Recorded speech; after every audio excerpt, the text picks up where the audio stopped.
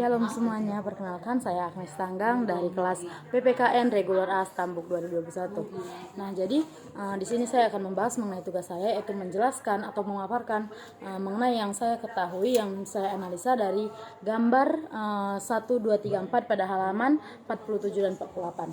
Nah, jadi pada gambar yang pertama ini di halaman 47, yaitu mengenai dosa memisahkan manusia dari Allah. Nah, ini ada manusia dan Allah, dan ini ada lautan api. Nah, jadi manusia itu terpisah oleh Allah dari sejak manusia yang pertama, sejak adanya Adam dan Hawa. Apa dosa manusia yang pertama? Dosa manusia yang pertama itu yaitu melarang perintah Tuhan. Perintah apakah itu? Perintah yang diberikan Tuhan kepada Adam dan Hawa, manusia pertama di Taman Eden, yaitu jangan memakan buah yang berada di tengah-tengah Taman Eden tersebut, karena buah tersebut adalah buah yang mengenai pengetahuan yang baik dan yang buruk. Namun manusia pertama itu, Adam dan Hawa itu terayu oleh rayuan iblis sehingga mereka memakannya, sehingga dari situ manusia telah berbuat dosa. Sejak itu manusia dan Allah sudah terpisahkan. Maka dari itu, dari adanya pembahasan ini, analisa yang saya buat, kita harus ingat bahwa hukuman dosa itu ada. Hukuman dosa ialah maut. Maut itu kematian. Nah, sejak ini kita harus percaya bahwa ketika kita melakukan dosa ada hukumannya nantinya. Maka sejak itu, dari saat ini kita harus merenungkan apa yang kita perbuat, sehingga kita beroleh hidup yang baik nantinya, agar kita tidak terjerumus akan dosa. Nah, yang kedua ini mengenai usaha manusia yang sia-sia. Usaha manusia yang sia-sia ini maksudnya kita berbuat baik, kita menolong orang, kita memberi kepada orang yang berkekurangan, itu sia-sia jika kita melakukan dosa juga nantinya. Jadi maksudnya di sini yaitu usaha manusia itu sia-sia karena manusia itu bukan sumber keselamatan, melainkan Tuhan sendirilah yang menyelamatkan kita. Bukan kita yang berusaha untuk menyelamatkan kita, melainkan Tuhan sendiri yang sudah menyelamatkan kita. Seperti yang terdapat di dalam Efesus 2 ayat 8 sampai 9.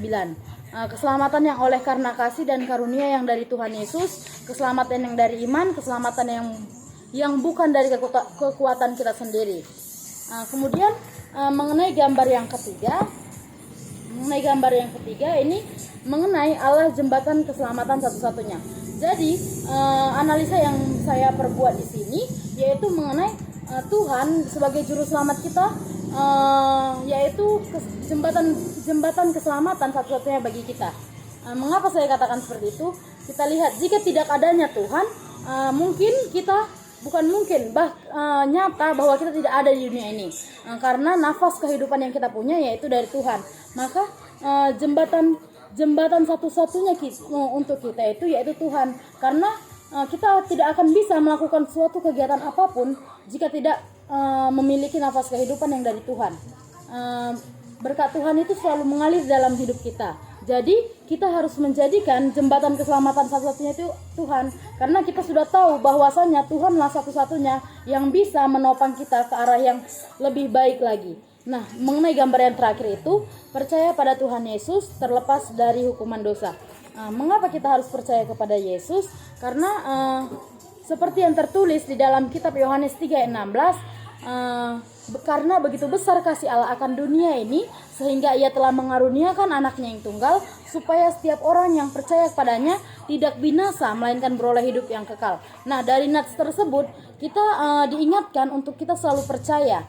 Kita selalu percaya agar kita tidak binasa, melainkan beroleh hidup yang kekal, agar kita tidak terjerumus dalam dosa dan kita diselamatkan dari dosa tersebut.